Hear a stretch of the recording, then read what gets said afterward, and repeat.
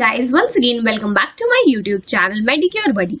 Once again I welcome all of you back to the session of practice of medicine, in which we are going to discuss an extremely important topic today, and that is difference between Parkinsonism and Alzheimer's disease.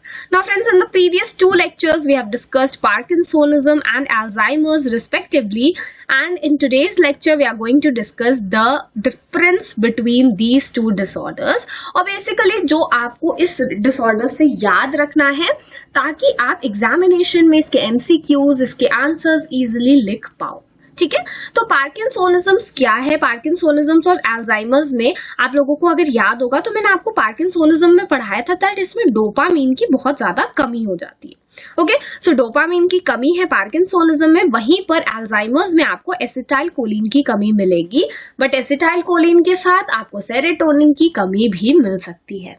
ठीक है, next हम आ जाते हैं parkinsonism में कौन सा brain का पार्ट डैमेज होता है। तो आप सबको पता है that substantia nigra is the part of the brain that gets damaged here in this disorder that we are discussing, that is Parkinsonism, whereas nucleus of minute basalis या फिर minute nucleus gets damaged here, or minute nucleus, whatever you pronounce it.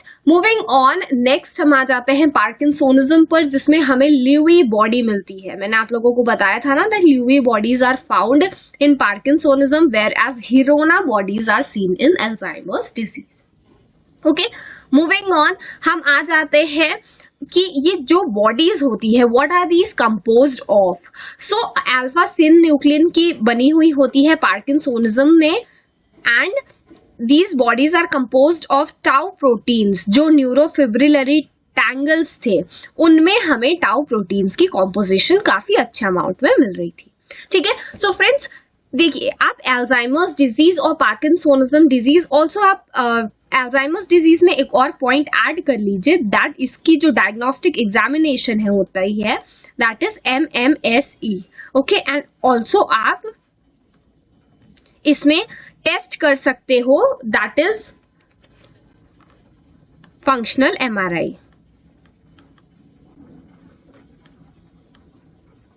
Okay, so these are the important points of these topics that you need to keep in your mind. I hope I made you all understand. अगर आपको कोई भी doubt हो तो आप मुझसे comment section में पूछ सकते हैं। एंड फ्रेंड्स, डेली मैं आपके साथ ऐसे ही प्रैक्टिस ऑफ मेडिसिन का कोई ना कोई लेक्चर शेयर करती हूँ जो कि एग्जाम पॉइंट ऑफ व्यू से बहुत ज्यादा इंपॉर्टेंट है। And currently we are doing nervous system. So अगर आप चाहते हैं कि अपकमिंग लेक्चर्स मिस ना हो तो it is absolutely free. You can subscribe to Medicure Buddy, become a part of our family, and you are good to go.